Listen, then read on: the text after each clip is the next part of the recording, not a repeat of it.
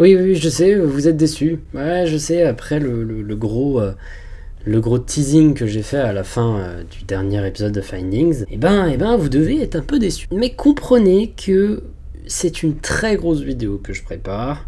Je ne sais même pas si je vais être capable de la finir. Donc du coup, laissez-moi 1 ou 2 épisodes de Findings jusqu'à ce qu'on arrive à l'épisode de Findings, celui que j'avais envie de faire depuis des mois. Quoi de mieux en voulant vous faire attendre une vidéo personnelle qui cette fois-ci sera beaucoup plus dans un cadre de mise en scène, qu'en vous parlant d'une chose qui m'est arrivée.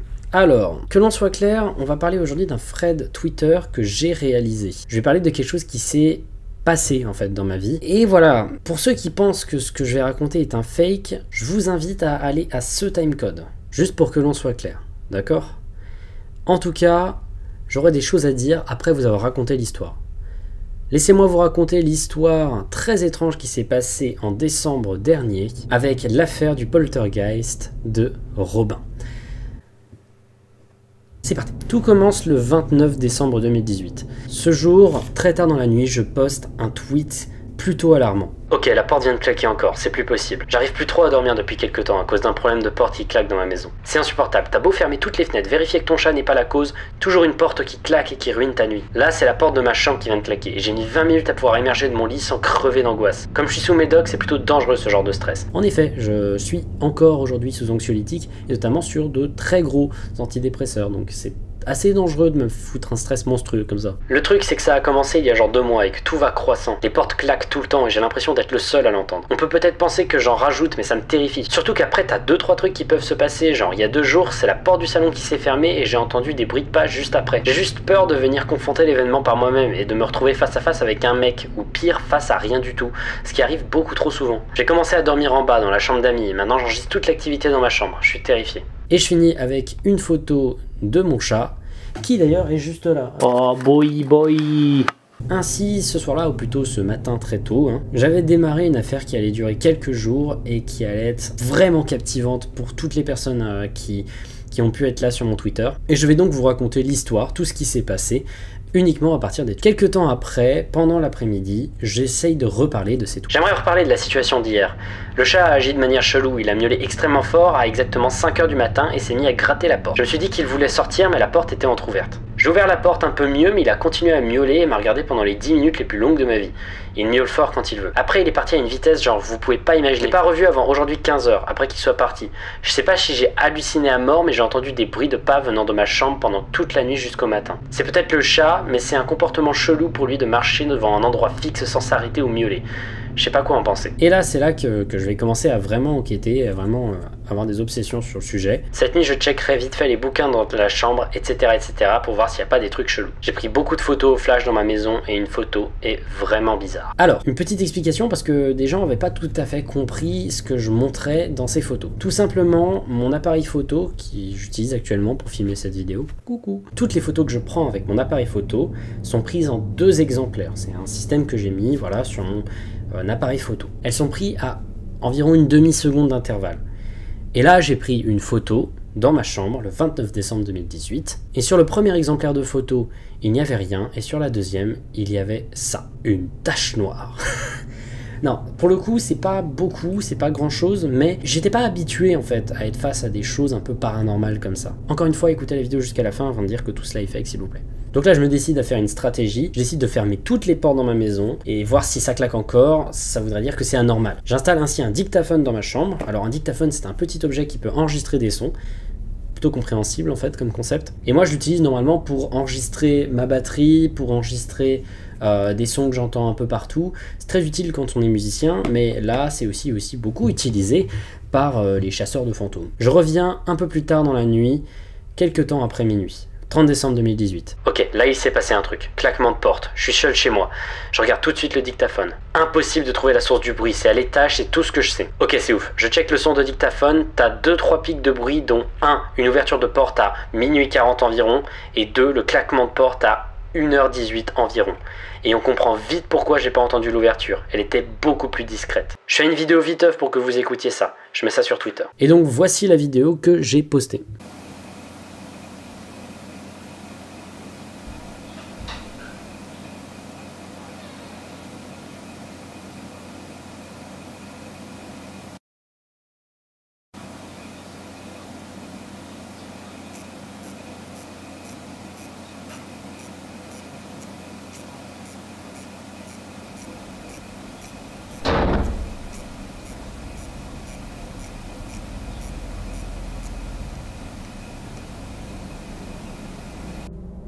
À ce moment-là, j'étais paniqué. Et c'est à partir de cette vidéo que mes followers sur Twitter ont commencé à être un peu plus investis. Je continue ainsi. Je pars avec mon appareil photo, je vais photographier à la maison. Mon arrière-grand-mère vivait ici avant que mes parents viennent. Je me souviens de trucs bizarres qui pouvaient se passer ici depuis un long moment. Juste là, ça devient plus intense en ce moment. Mon arrière-grand-mère apparemment était vraiment bizarre et je ne l'ai pas connue. Elle était apparemment quelqu'un de silencieux, violent et très religieuse. Je pense, et je ne suis pas le seul, qu'elle faisait du spiritisme. Gardez en tête cette arrière-grand-mère. Un peu plus tard, j'arrive complètement affolé et je poste un message. Je suis actuellement enfermé dans ma chambre, la lumière est allumée, j'ai pris la photo la plus flippante de ma vie je crois.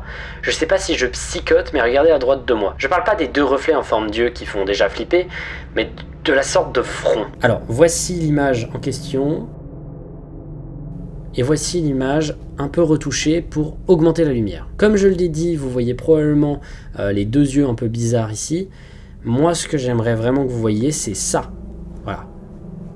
Le bout de tête.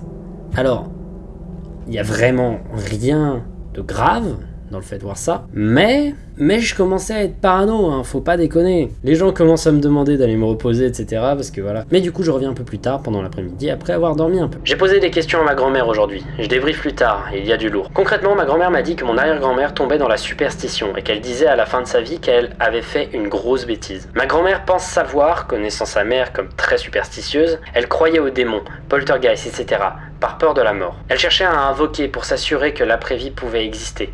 Un soir d'hiver, quelques jours avant sa mort, ma grand-mère l'a vue en train de faire une sorte de rituel. Du moins, ça y ressemblait apparemment. Elle l'aurait fait chez nous. C'était son ancienne maison avant qu'elle décède. Quoi qu'il y ait, je veux que ça se calme et c'est la seule piste que j'ai. Il faut à tout prix que j'arrive à comprendre ce qui se passe. Je suis en train de devenir fou, je fais cauchemar sur cauchemar. Ouais, j'étais pas bien pendant cette période. Encore une fois, ce soir-là, c'est un peu compliqué. Je me décide de prendre des photos, etc., etc.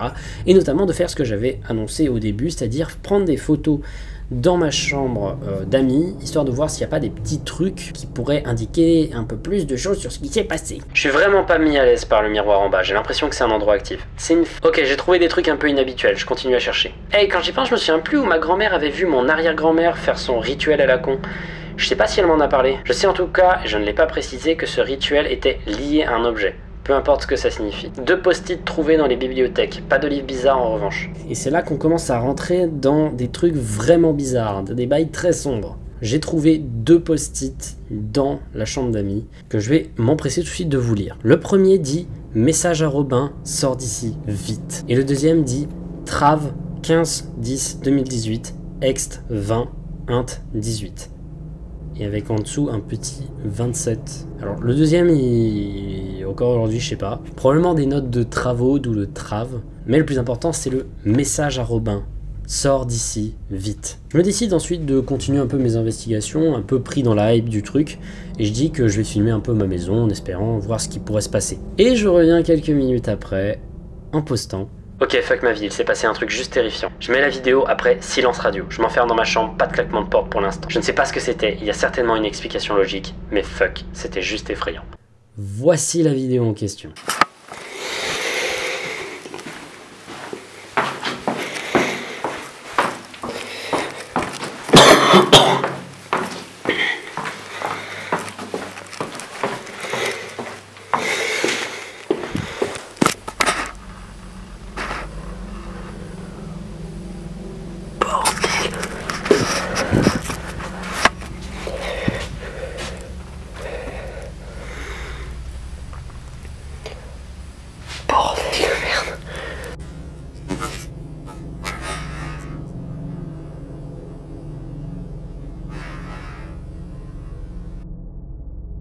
Combien de trucs se passent par nuit? C'est quoi cette maison, sérieux? Un peu plus tard, dans l'après-midi, je poste tout simplement que je vais prendre cette nuit pour me reposer avec de la famille. Il faut que je me change les idées. Je prendrai peut-être des photos en revenant chez moi. J'essaye de me changer les idées, mais j'y arrive pas des masses. Et c'est là qu'on se rend compte que vraiment l'affaire commençait vraiment à me rentrer dans le cerveau. Et donc du coup... Ok, j'ai demandé à des vieux membres de la famille.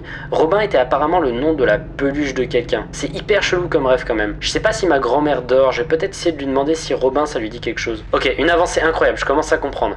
Robin est la peluche de ma grand-mère, qu'elle a perdue à ses 10 ans. Apparemment ma grand-mère l'aurait retrouvée quelques jours après la mort de mon arrière-grand-mère. Elle pense, et c'est cohérent avec les post-it, que la peluche a été maudite. Ou encore quelque chose de similaire. par mon arrière-grand-mère. Apparemment, ma grand-mère l'aurait foutue quelque part dans la maison, ne savant pas quoi en faire. Il faut que je la retrouve. À la fin de la discussion avec ma grand-mère, elle avait l'air hyper énervée. Son humeur a changé en genre 3 secondes, c'était chelou. Et à ce moment-là, je fais une très mauvaise idée. C'est-à-dire en plein milieu de la soirée avec ma famille, je me décide à re-regarder ce qu'il y avait dans ma caméra. La même caméra que j'utilisais pour prendre des photos. Et s'ensuit donc ce tweet. Bordel, je suis en soirée avec la famille et je viens de voir une photo que je n'avais pas remarquée sur mon appareil photo. Putain, c'est effrayant. J'ai pris une photo du miroir hier que j'ai oubliée. Mais bordel, c'est effrayant. Alors là, vous ne voyez peut-être pas grand-chose, mais laissez-moi vous montrer ça. Ouais, là aussi les gens sur Twitter étaient un peu en mode mais casse-toi! Et là je dis quelque chose de très très vrai, un peu à minuit, un peu plus tard, le 1er janvier, après donc du coup le nouvel an. Il faut que je trouve cette peluche à la con, voir ce qui se passe autour d'elle. Il faut aussi que je m'en débarrasse. Et à ce moment-là, tout devient étrange dans mon quotidien. D'abord pendant l'après-midi, ma grand-mère ne veut plus me parler. Elle m'a foutu dehors, j'irai la revoir plus tard. Ok, je viens de revoir ma grand-mère, elle était normale. Elle ne s'est pas souvenue de ce qui s'était passé il y a quelques heures. Je pense qu'il faut qu'elle dorme plus. Je sais maintenant que Robin ressemblait à un petit singe blanc. Je pars à la recherche de la peluche. Et ça a été étonnamment facile à trouver. Parce que quelques heures plus tard... Ok, je crois que j'ai trouvé. Et donc voici Robin. Il y a plus effrayant. Mais ne sous-estimez pas ce personnage. Robin est un petit galopin. Et je me décide à faire quelque chose de sympa. Poser Robin dans la salle de la chambre d'amis, le filmer et voir ce qui se passe. Et quelques dizaines de minutes plus tard... Ok, j'entends du bruit en bas, c'est pas des claquages de porte. Et là je fais un poll sur Twitter. Ça vient de la chambre d'en bas, où est Robin? Je vais chercher la caméra. 88% d'entre vous avaient répondu oui. Bande de... Vous saviez très bien que j'étais parano à ce moment-là. Je savais très bien que j'avais pas envie que vous mettiez oui. Ok, la caméra s'est arrêtée toute seule, et la lumière est éteinte. Je prends vite la caméra et je veux voir ce qui s'est passé. Et là je prends une photo... Et là, vous allez voir la peluche un peu différemment. On voit juste la peluche qui regarde comme ça, dans le noir, alors que la chambre est en bordel. Je vous mets la vidéo des dernières secondes de la caméra. Voici ce qu'elle...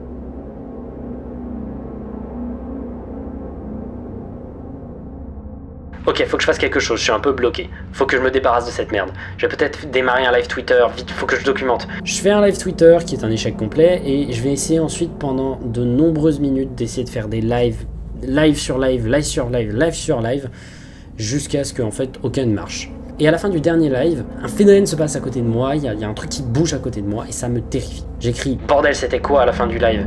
M'en fous, je vais brûler cette merde, rien à foutre des incantations. Putain. Coupure de courant, pas le temps, je le jette dans une rivière. Je me suis résolu, il brûle, c'est bon. C'est fini. J'espère.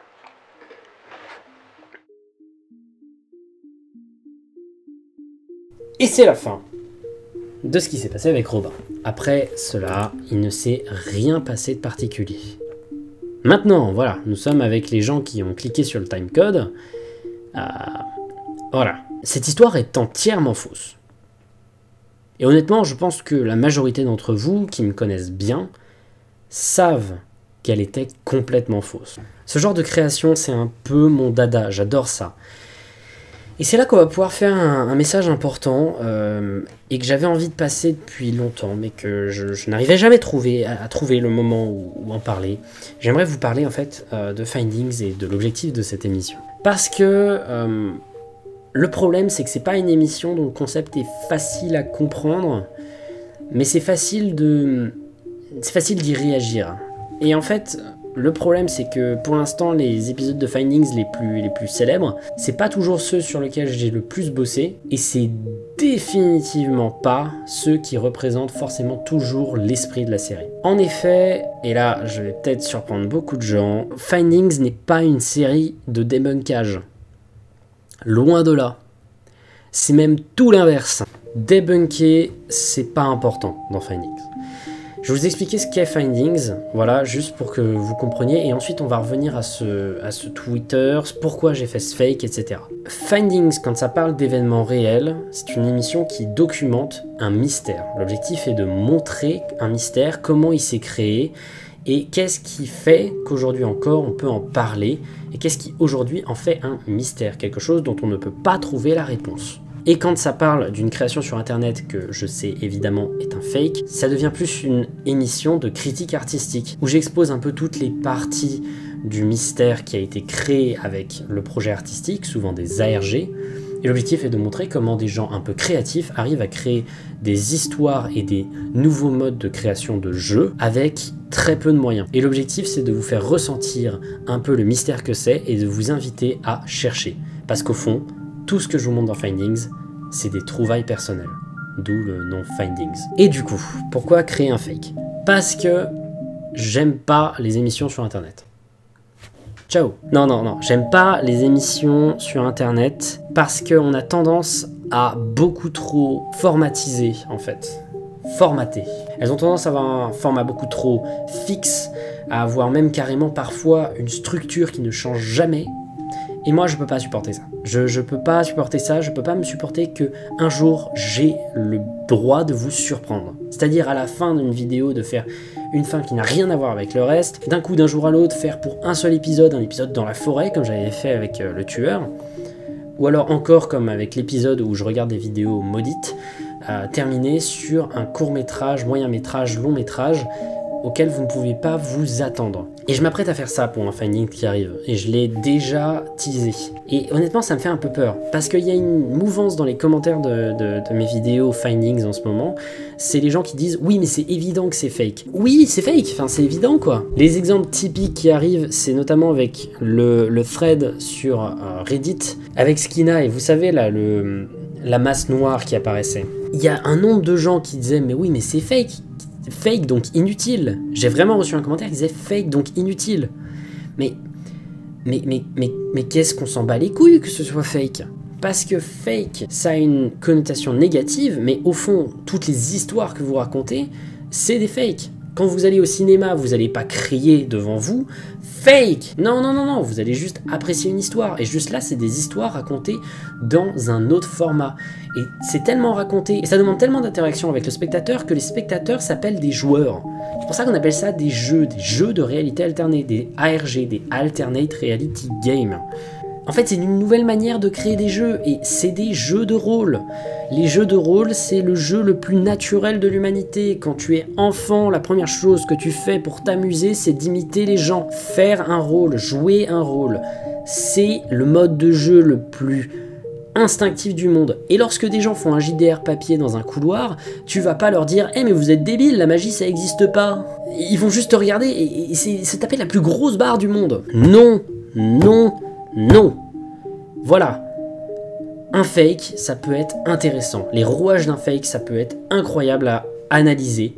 Et honnêtement, j'ai rien contre les émissions de débunkage. Perso, moi j'aime bien quand les gens débunkent des trucs. Surtout lorsque c'est pour débunker des trucs putassiers. Mais lorsque des gens éperdument essayent de dire que les choses vraies sont les seules choses qui ont de l'importance, c'est nier tous les systèmes de création et de roleplay que l'on peut faire sur internet, qui certes peuvent parfois être touchy, mais qui, moi, me plaisent beaucoup. Alors, du coup, pourquoi j'avais fait ça à l'époque? Parce que je savais que j'allais en reparler un jour.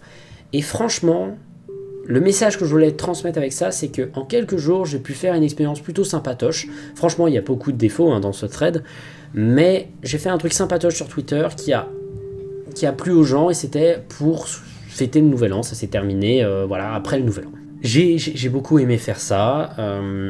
Sur Twitter, les gens ont beaucoup aimé. Et j'ai envie de vous dire, faites-le. En fait, j'ai remarqué que depuis que j'avais parlé de Srimari, beaucoup de gens m'envoyaient des mails en se faisant passer pour des ARG, en me faisant la promotion de leur truc, mais depuis que Srimari l'a fait, je suis pas très engagé dans ça. Plus vous êtes malin et différent dans votre manière d'aborder un mystère, plus j'aurais tendance à m'y intéresser en fait.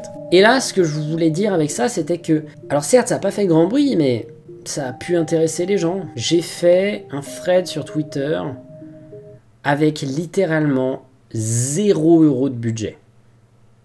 Vraiment. Il n'y a rien qui m'a demandé d'acheter de nouvelles choses. Le dictaphone, je l'avais déjà. Les effets spéciaux, franchement, c'était simplissime à faire. Et pourtant, ça a mis mal à l'aise beaucoup de gens. Et il y a même eu 2-3 personnes, je sais pas si elles trollaient ou si elles faisaient du roleplay, mais qui avaient cru. Alors du coup, je me dis que si c'est si simple de faire un truc potable, ça doit pas être si dur de faire quelque chose d'excellent. Et même si sur mon compte Twitter, allez vous abonner, @feldupofficial, je risque de faire ce genre de truc dans le futur sans prévenir, j'ai envie aussi que ce soit vous qui le fassiez. Et oui, en fait, hein, c'est encore à chaque fois le même message à la fin des findings, mais ça va peut-être devenir un même un jour. Créer